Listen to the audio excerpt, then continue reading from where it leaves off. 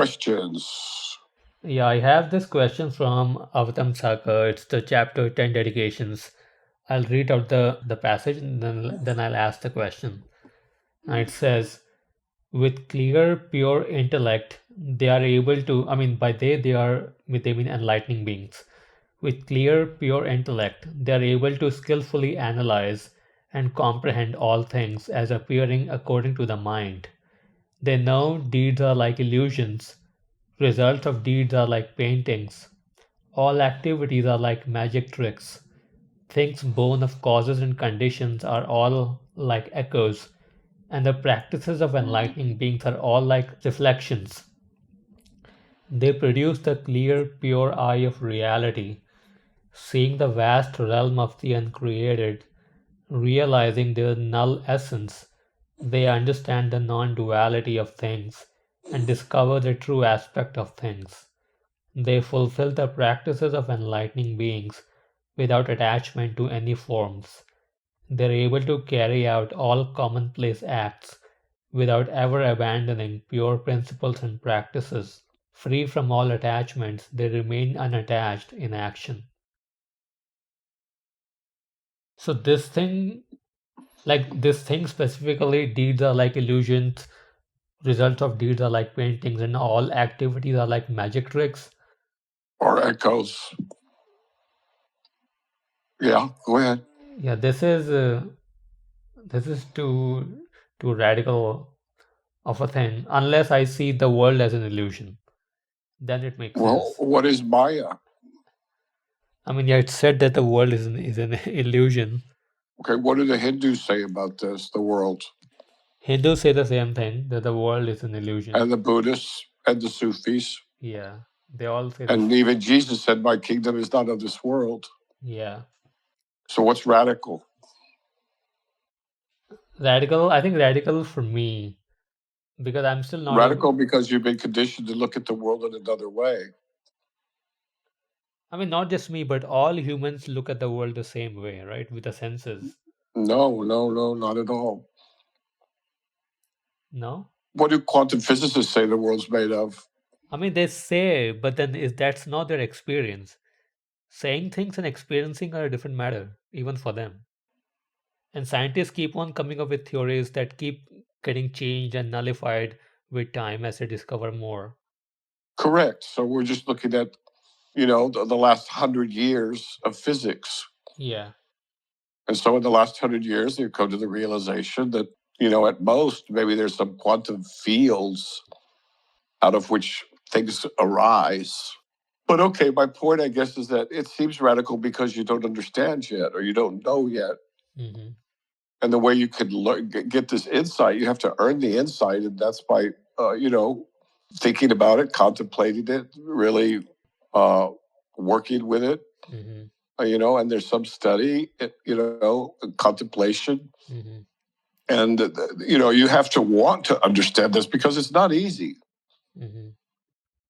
But, humans have been doing this for now at least 2,000 years, probably more like 2,500, maybe even 3,000 years. Hmm. And this is if do you have a more realistic model? Logically, I am open. Like, I feel like I'm truly open to these ideas, but until they are in my experience, it's really Until they're in hard. your bones. No, your experience that's what you have to work towards. Now, this isn't necessarily enlightenment. This is just emptiness. This is just basic Maya. It Hmm. doesn't take some grand, Kensho or Satori or sudden awakening to see the obvious.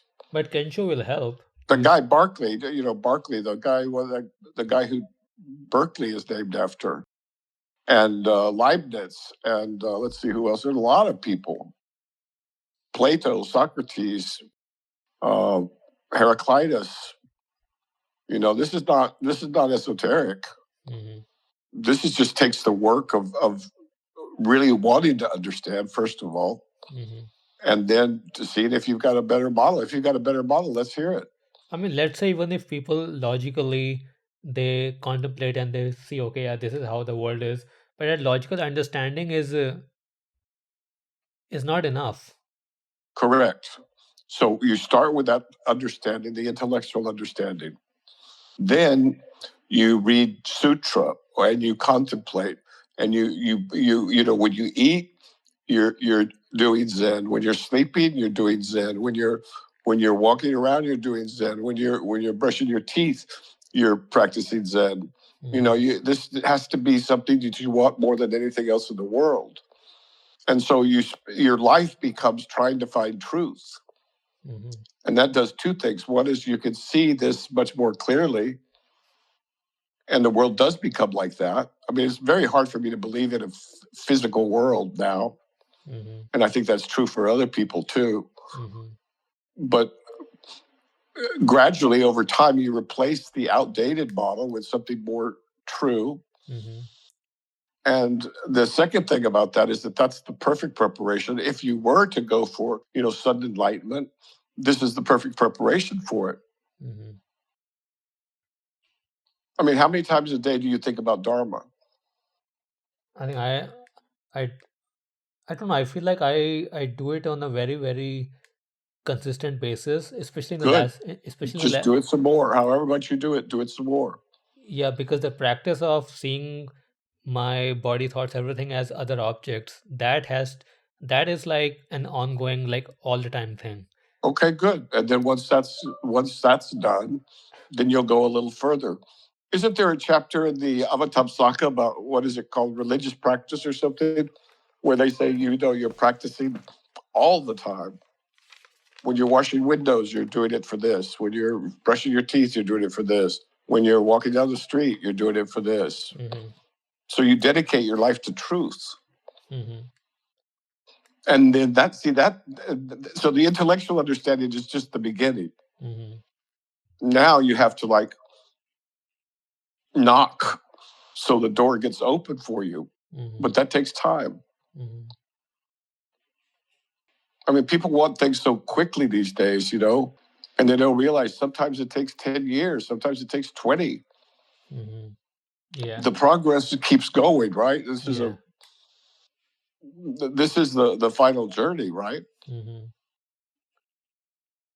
The other thing that's good about it is you're prepared for death or for Mm-hmm. dying Mm-hmm. as best you can be, right? As a Yeah. biological organism. Yeah. I was also thinking about like whether like people who are old, like who are yeah pretty old, like are they even in their old age, are they still mentally ready to die, or they No, up they're not. so, No, a lot of them are petrified. so they're It's horrible. so they're as petrified as like the young people. I'm sorry, what? So they're as petrified as like young people. Yeah. If they've wasted their life in terms of their spiritual preparation. Mm-hmm. A lot of old people convert, in the last few years of life, they convert to Catholicism or something like that. I've seen that several times, or Mm-hmm. another religion, Protestantism, Lutheranism, Mm-hmm. you know. Yeah. You can't be prepared enough for death, right? I mean, the only Actually, preparation. there's a book, a good book by Pema Chodron. What's it called? It's called You Die as You Have Lived, I think's the name of it. Mm-hmm. And she's getting on in years, and she wrote this book specifically for people that I think, well, not just those people, but so people don't waste their life, right? Mm-hmm. Walking around in a mitote, a fog, Mm-hmm. never really being clear about why they're here or what this is about. Yeah. So that's a real tragedy. I don't understand why the majority of people can't see that. Mm-hmm. It's very mysterious to me.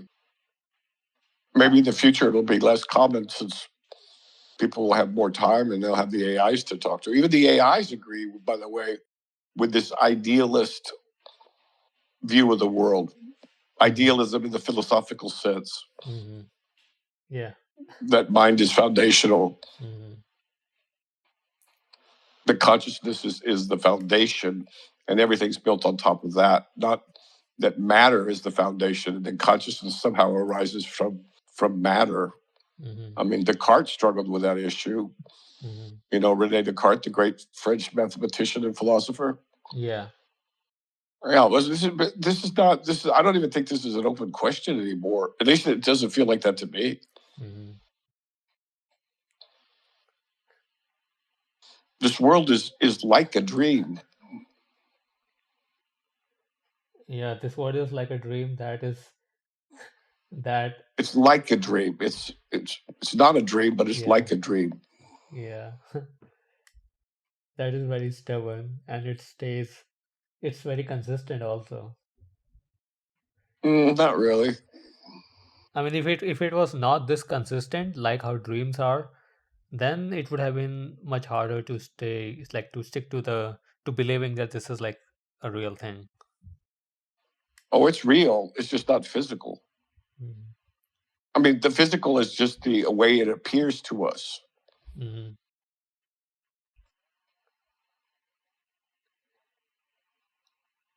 But the other thing to remember is that literally there is nothing in this world that lasts. Mm-hmm. Everything is changing always. Yeah. And so people suffer a lot because they want for things to stay the same. Yeah. And of course, that's a real cause of suffering. It's called the suffering of impermanence. Mm-hmm. Pema Chodron talks about in this book. It's nice. Yeah. I was also thinking about like this idea of like dying while living. So like dropping all the desires and fears. I can do it like in every moment that and if I keep on doing it again and again and again, Yeah. is that what they are referring to, like dying while living? Well, dying and being born again is the Christian formulation. The Sufi formulation is Mm-hmm. die before you die. Mm-hmm. But The that Buddhist formulation is that, you know, you're that everything's Maya and there's no self. mm-hmm.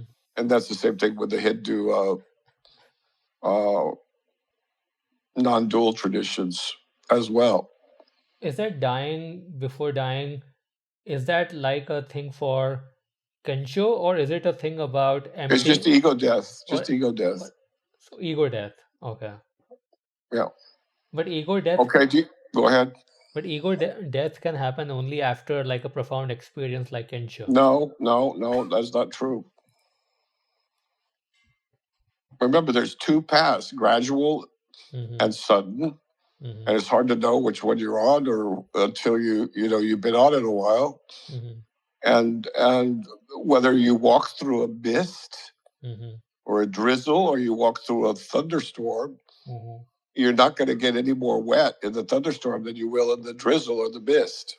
Mm-hmm. So, no, that's a now. If we were just doing Zen, right? For Zen, that's the focus of Zen Mm-hmm. in particular. But Zen is a particular example Mm-hmm. of Buddhism. Mm-hmm. But it's by all means, it's not the only path. Mm-hmm. Yeah. Okay, Yeah. you got another passage there? Yeah, I have another question. Yeah. So this is from page, I think this is the same chapter. And basically, the basic idea is that they are dedicating every action, everything towards all sentient beings and nothing for themselves. Where does it say that? So I'll read out the passage. Like great enlightening beings also think I should be like the sun, shining universally on all without seeking thanks or reward, able to take care of all sentient beings, even if they are bad, never giving up my vows on this account, not abandoning all sentient beings because one sentient being is evil, just diligently practicing the dedication of root of goodness to cause all sentient beings to attain peace and ease. Even if my roots of goodness be few, I embrace all sentient beings and make a great dedication with a joyful heart.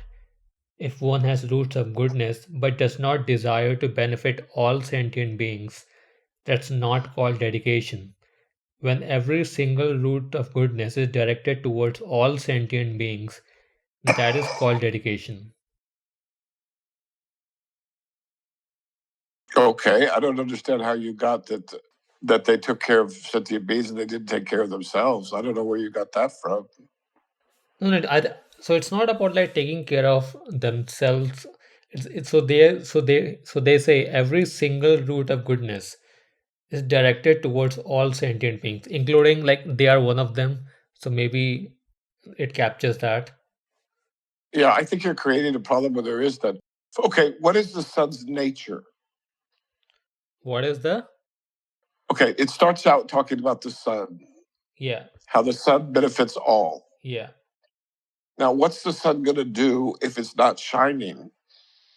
If it's not shining, you mean like when it becomes a dwarf and becomes explode and becomes a black hole? Well, I was thinking more of, it's the sun is just being the sun Mm-hmm. when it shines on all of us. It's the nature of the sun to shine. Mm-hmm. So you're saying it's a nature of Human, it, go ahead. so you're saying it's a nature of humans to dedicate everything towards all sentient beings. Well, think about it this way. Imagine if you saw someone torturing an animal, how would you feel? I would feel terrible and I wanna like Now, help them why? out. Why? Uh, Yeah, I think it just it's your two nature, two reasons. Yeah. right? So all it's saying is get out of the way of your nature Mm-hmm. and double. I mean, and focus your intent and focus on something worth focusing on. Mm-hmm. Now, this is a particularly interesting part of Buddhism. The Tibetan Buddhism, Buddhists especially, but all of them. Mm-hmm. The notion that you can't do anything better for yourself than to try and help others or to help others. Mm-hmm. I mean, what better thing can you do with yourself than that?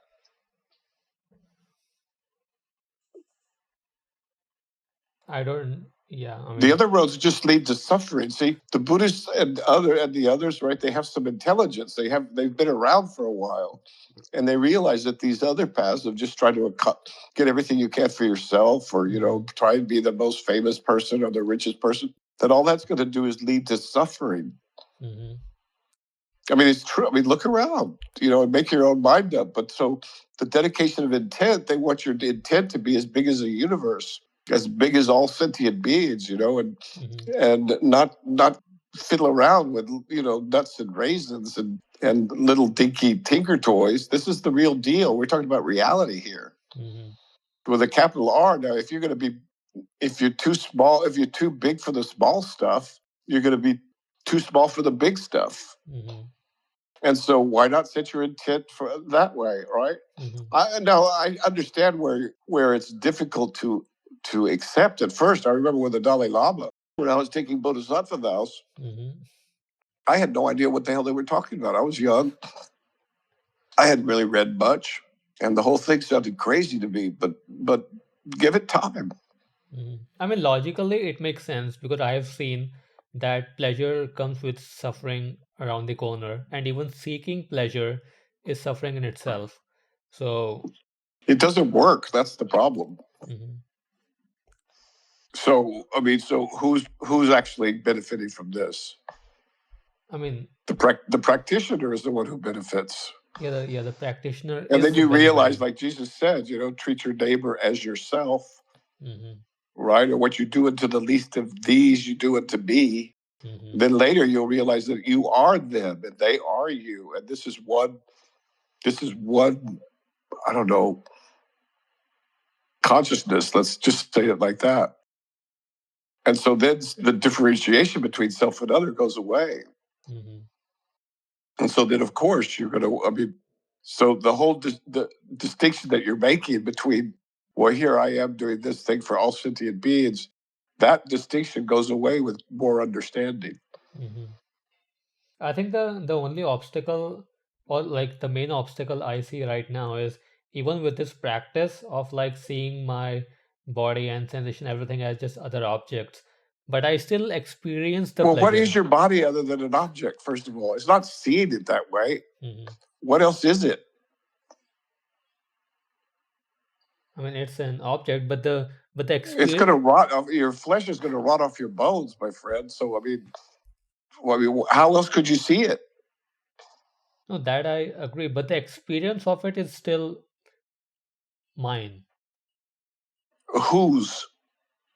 Like only I can experience that, not other people. So That's like, not true. You just told me that if you saw an animal being tortured, you would suffer. yeah, that way, yeah, it would. And if you I see would, someone you love happy, you're happy too. yeah. And then there's the collective consciousness of all humankind. Hmm. So this notion of the separation that we suffer from so much in the modern world, the illusion is that we're separate. That's the illusion. Hmm. Yeah. And that will pass, right? With more understanding, more insight. Hmm. I mean, can you think of any person, let's just talk about mystics right now. Hmm. We could also talk about idealistic philosophers, but I mean, in the sense, philosophical idealism. But can you think of anyone who believes in the separateness of us humans? None of these people that you talked about. Yeah, not the Christians, not the Hindus, not the Buddhists, not the Sikh. I mean, this is like you'll see. You'll just learn. It'll some one day it'll hit you. You'll realize. Hmm. But it does take time and it does take effort, right? Hmm. Yeah. Especially if you weren't raised with that. Hmm. I have one last question. Okay, just one. I thought you said you had one from Rational Zen or something. Yeah, yeah. The last one is from Teachings of Zen. Okay, Teachings of Zen, Yeah, not Instant Zen. yeah. Not Okay, instant. Teachings of Zen. All right, Yeah. go ahead. So this one is the title is Concepts and Emotions. Just a couple of lines. It says Zen is not in conceptual understanding. How can the way be sought by emotions? That's it. So he's saying Okay, Zen is not in conceptual understanding, but all the contemplation we do, that is building a conceptual understanding, right? right, but that's not Zen. Mhm. And then they have equated that to emotions. Like, how can the way be sought by emotions? Well, yeah, I mean, if the intellect's not going to work, what good is emotion going to be? Okay, Mhm. so this is probably a good time to remind you and anybody that's listening that emotions are very coarse grained. Emotions are big, loud, and noisy compared to the impulses from the outside that impinge on our consciousness. Let's just talk about it that way for now, right? Yeah. And so it blocks the subtle. So the gross or the coarse blocks the fine or the refined or the more subtle aspects of consciousness. So emotion is of no use in this. Hmm. Yeah. Emotion is a totally different thing, and there are people who like equate emotionality with sanctity, Hmm. and they get just rev themselves up with emotion, through rituals or other ways, and they think that that's good, and it does make them feel better for a day, Yeah. Sunday, and everybody goes hysterical, Yeah. and there's nothing wrong with that for some people. But if you're looking for truth, you're not going to find it in emotion. Yeah. I think at least in India, they consider the emotion of wanting to see God, like people desperate to see God, as a very good thing. They say, oh, that's just a like you are about to like things are about to happen for you. But even that is emotionality only. Like people crying and Correct. And you need to get past all of that. yeah. That's just delusional. Yeah. The Sufis are very good about this, by the way. Hmm. Now, in the beginning, there may be in some authentic past, there may be some emotionality in the beginning, it's hard to avoid because you found something of such incredible value. Mm-hmm. But then you have to put that to the side and keep going Mm-hmm. Yeah. with something more refined than the intellect, right? Yeah. More refined than the mind. Mm-hmm. But it, just you keep at it and then you start seeing the results. Mm-hmm. It's just like going to the gym. Yeah. As long as you do it right, as you do, and thank God we've had all these people that have, for the benefit of sentient beings, they wrote this stuff down and they put it in all kinds of different forms. The Zen people put it in, almost poetry. Mm-hmm. The Avatamsaka, the YN Buddhists put it in a sutra that was basically kind of hypnotic. Mm-hmm. Once you get to it, once you settle down and let yourself abide in the rhythm and everything else. Mm-hmm. Jesus put it in like very, very pithy, statements and stories. Mm-hmm. So I mean, it's the people that came before us cared about us. So there's a hint for a thinking person. Mm-hmm. So any other questions? I think that's all the questions I had. Okay. Well, listen, not too tight, not too loose, but if you're going to get obsessed about anything in this life, I'd get obsessed about finding truth, right? Or learning what truth is or what reality is. There's no better, there's no other game in town, really, as far as I'm concerned. And it's certainly the most joyful path and the most interesting path. And everything around you becomes a teaching instrument. Literally everything, when you look at it in the right way. And so keep on trucking, amigo. Just keep on going, all right? Yeah. Okay, talk to you later. Cool. Thank you. Bye. Take good care. Bye.